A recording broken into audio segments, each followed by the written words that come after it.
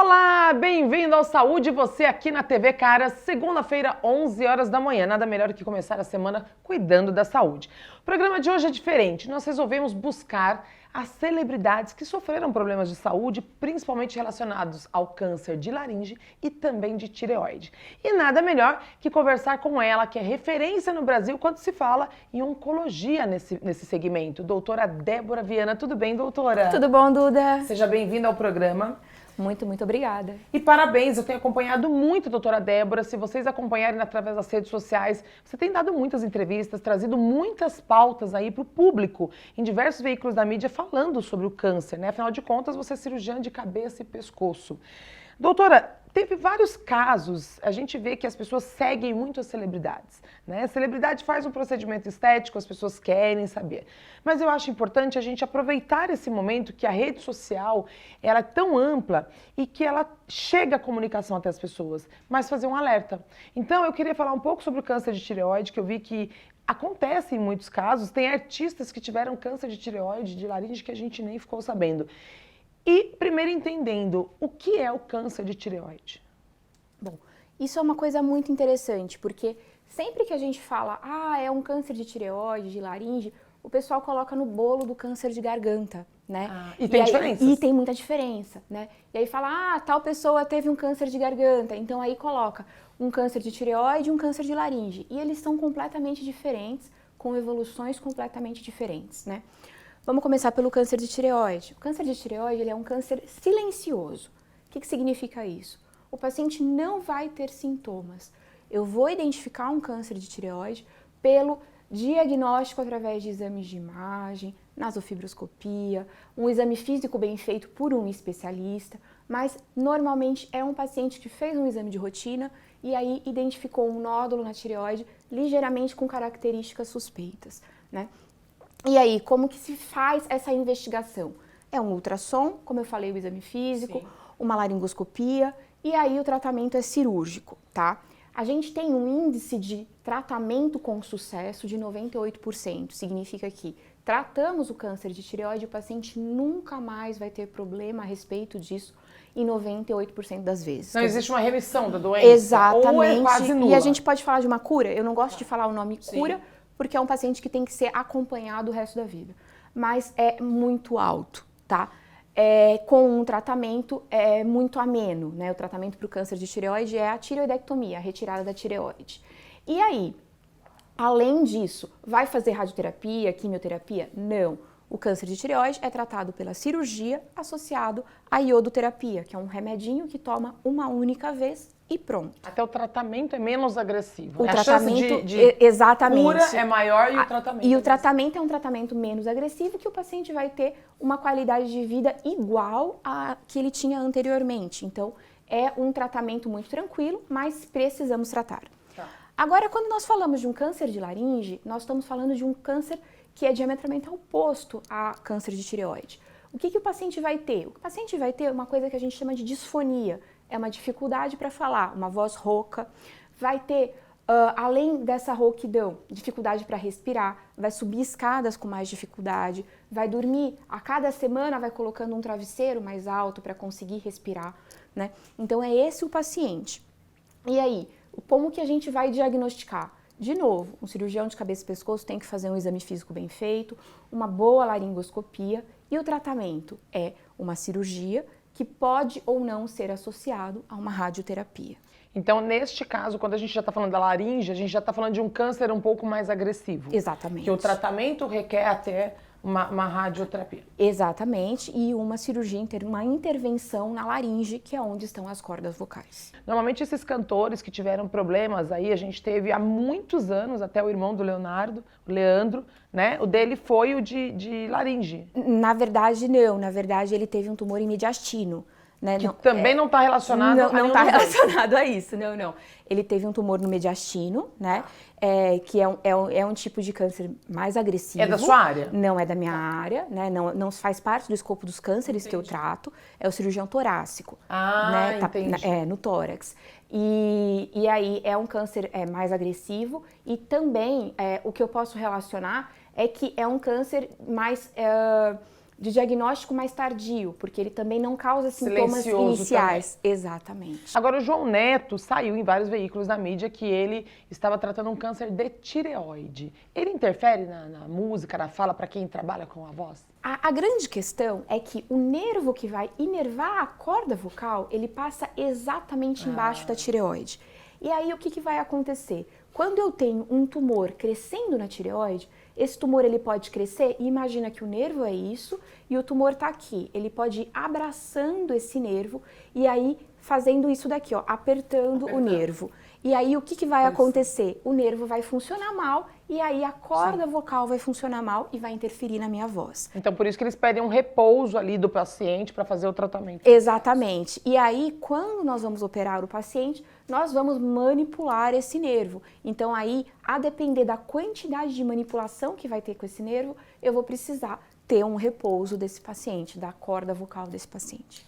Agora, a gente tem alguns casos, por exemplo, a gente tem jovens, como a Carla Dias, né, que teve o câncer, e ela até, o dela foi de tireoide, porque ela até tem a menção aí do amor pelas borboletas, né, ela, que é mais ou menos o símbolo, né, que representa ali a tireoide, o desenho da tireoide. A tireoide, ela é uma borboleta. Ela é uma borboleta. Isso. Então a Carla, ela tem essa paixão, eu acho que pela cura, né, por ela ter passado por tudo isso. Aliás, um beijo pro Felipe Beccari, que é o noivo da Carla, um beijo pra Carla também. O Felipe já esteve aqui conosco, espero que volte, um beijo pra Carla Dias também. E a Carla é uma menina nova, ela é jovem, né? Então, assim, acontece também de jovens, ele não tem idade, ou ele é mais prevalente em jovens, ou mais prevalente em pessoas mais velhas? Então, na verdade, o câncer de tireoide, ele é mais prevalente em mulheres. Em mulheres? Exatamente. Então, as mulheres, elas vão apresentar maior incidência do câncer de tireoide, sim, e essas mulheres entre os 30 e os 50 anos são a nossa faixa de risco, sim.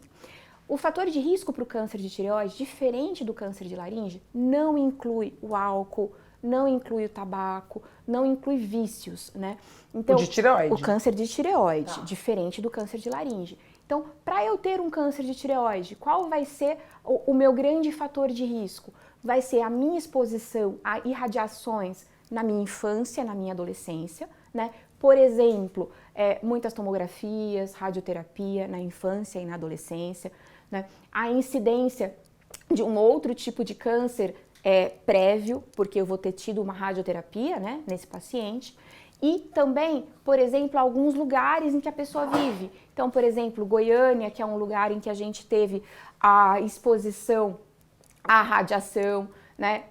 Lugares onde nós temos usinas nucleares, são lugares em que a gente tem mais exposição para o fator de risco, que é a irradiação, né? Além disso, nós temos o fator genético, né? E temos o fator o acaso, que são mutações que nós podemos ter que vão levar à manifestação de um câncer. E aí, como que nós fazemos para identificar isso? Então, fazer ultrassonografias, pelo menos seriadas uma vez no ano, para a gente identificar se tem a presença de nódulos. Agora a gente vê, eu falei da Carla Dias porque ela é jovem, é mulher, é jovem, mas a gente teve a Elô Pinheiro, né? Nossa maravilhosa garota de Ipanema. Um beijo para Elô Pinheiro. Mas ela também teve o câncer de tireoide. Exatamente. E aí o que acontece? O tratamento é o mesmo. Você né? vê que acomete. Exatamente. E o que a gente tem em comum são mulheres. Mulheres. Né? Então, assim, o que nós temos que fazer é identificar a presença de nódulo na tireoide e fazer esse tratamento precoce. E o que nós podemos perceber dessas mulheres após o tratamento, nós temos uma vida que segue e uma vida com a atividade delas normal, né? Tá.